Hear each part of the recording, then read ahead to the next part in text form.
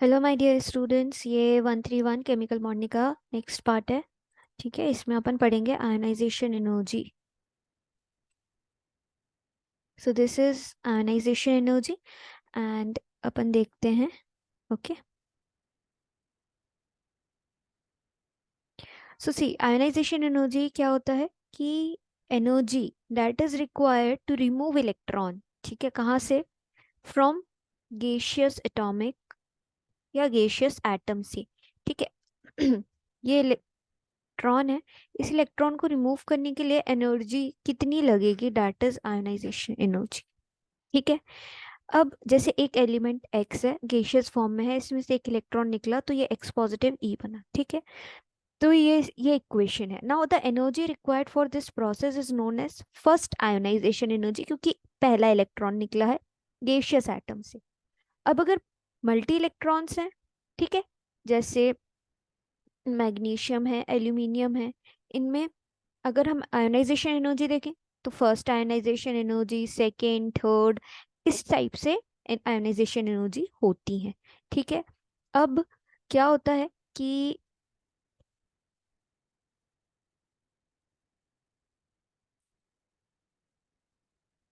In case of multi electrons species, जिसमें एक से ज्यादा इलेक्ट्रॉन रिमूव होते हैं, तो उसमें first second third ionization energy possible होती है। अब ये भी होता है कि सेकंड आयोनाइजेशन एनर्जी ज्यादा होती है फर्स्ट से। ठीक है, ना ऐसा क्यों होता है वो हम देखेंगे। ठीक है, सो होता क्या है, इलेक्ट्रॉन एक तो निकल गया। ठीक है, जैसे इसमें से अ, एक इलेक्ट्रॉन निकला तो ये Na+ बन गया। ठीक है, तो यहाँ पे कितने बचे? 2 8 1 थे, अब यहाँ बचे 2 8। तो ये स्टेबल हो गया। तो ये फर्स्ट आयोनाइजेशन एनर्जी थी, ये कम थी, क्योंकि इजीली वन इलेक्ट्रॉन यहाँ से निकल सकता है। ठीक है, अब क्या होगा कि सोडियम प्लस में से 2 8 में से अगर हमें इलेक्ट्रॉन निकालना है और Na++ बनाना है, तो क्या होगा कि यहाँ से इलेक्ट्रॉन निकालना इज डिफिकल्ट, क्योंकि ये ऑलरेडी स्टेबल है। ठीक है, स्टेबल से अगर आप इसको और इलेक्ट्रॉन निकालोगे तो ये पॉसिबल नहीं है। तो सेकेंड आयोनाइजेशन एनर्जी इसकी बहुत ज्यादा होगी। ठीक है, सो ये था इसका कंसेप्ट। अब यहाँ पर अगर हम देखें कि ये जो टेबल दी हुई है, इस टेबल से हमें क्या पता चलेगा कि देखो, हाइड्रोजन की 1312 है, हीलियम की ज़्यादा है, लिथियम, बेरिलियम, बोरॉन, इन सब की अकॉर्डिंगली जो आयोनाइजेशन एनर्जी है वो वेरी कर रही है। ठीक है, अब हो क्या रहा है कि जैसे जैसे इफेक्टिव न्यूक्लियर चार्ज जो ये इस टेबल पे हमने देखा था वो बढ़ रहा था, तो आयोनाइजेशन एनर्जी भी बढ़ेगी। बढ़ेगी ना, क्योंकि across the period same shell में इलेक्ट्रॉन्स ऐड हो रहे हैं, है ना। अब अगर उसी शेल में इलेक्ट्रॉन ऐड हो रहे हैं, जैसे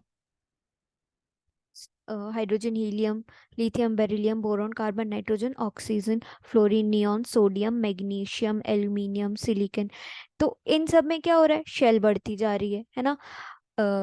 शेल बढ़ती जा रही है मतलब कि उसी शेल में इलेक्ट्रॉन्स ऐड होते जा रहे हैं, तो इफेक्टिव न्यूक्लियर चार्ज बढ़ रहा है। अब ज्यादा इलेक्ट्रॉन्स हैं, इनको रिमूव करने के लिए एनर्जी ज्यादा लगेगी, है ना, क्योंकि हर एक पॉजिटिव आयन बनने के बाद अट्रैक्शन ज्यादा है, स्टेबिलिटी है ना। अब उसमें से इलेक्ट्रॉन निकालना इज वेरी डिफिकल्ट।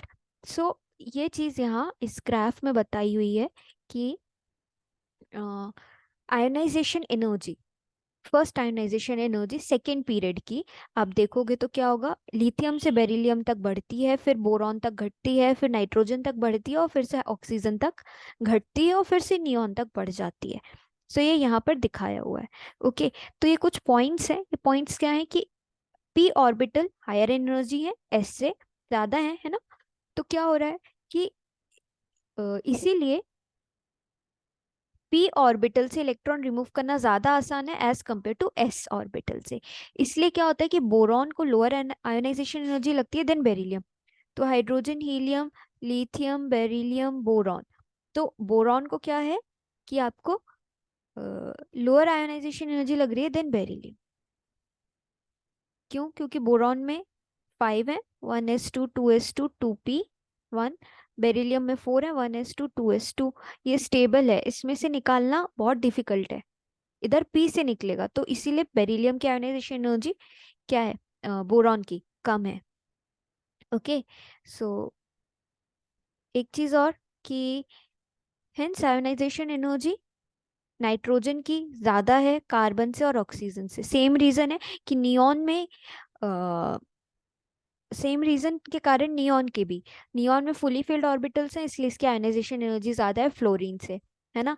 अब क्या है, half filled and fully filled orbital का केस अगर हम देखें तो ये ज्यादा स्टेबल है then the partially filled orbitals. जैसे नाइट्रोजन में हाफ फिल्ड कॉन्फ़िगरेशन है ना, P3 है ना, तो क्या होगा कि इसमें ज्यादा स्टेबिलिटी है as compare to carbon and oxygen जिनके पास पार्टली या पार्शियली फिल्ड ऑर्बिटल्स हैं। ठीक है। सो इस वजह से क्या होगा, जैसे नाइट्रोजन 7 है, 1s2 2s2 2p3 4 5 6 7, तो ये हाफ फिल्ड कॉन्फ़िगरेशन है। तो half filled and fully filled बहुत ज्यादा स्टेबल होते हैं। तो इसकी वजह से क्या होता है, नाइट्रोजन की जो आयनाइजेशन एनर्जी बहुत ज्यादा as compare to carbon and oxygen. ठीक है। अब अगर हम ग्रुप की बात करें तो within the group ionization energy घटती है। क्यों? क्योंकि शेल नंबर बढ़ रहा है ना, नीचे नीचे हम जाएंगे तो शेल नंबर बढ़ रहा है। अब जितना ज्यादा दूर होगा न्यूक्लियस से डिस्टेंस बढ़ रहा है, डिस्टेंस बढ़ रहा है तो अट्रैक्शन कम है, तो जल्दी इलेक्ट्रॉन रिलीज हो जाएगा। ठीक है। सो इस तरीके से आपको ग्रुप और पीरियड में आयोनाइजेशन एनर्जी का कंसेप्ट होपफुली समझ आ गया होगा। नाउ जैसे हीलियम का या नियॉन का देखोगे तो उसमें बहुत ज्यादा आयोनाइजेशन एनर्जी होती है क्योंकि नोबल गैस कॉन्फ़िगरेशन है ऑफ कोर्स, है ना। Now attainment of noble gas configuration is one of the guiding factor in bond formation, ये हम सबको पता है।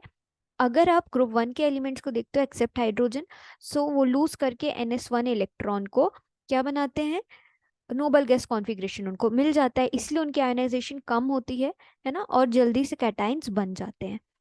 तो इस तरीके से आपको देखना ही है। देखो नाइट्रोजन ऑक्सीजन फ्लोरीन सोडियम का यहाँ पर फील्ड दिखाया हुआ है 2s2p में।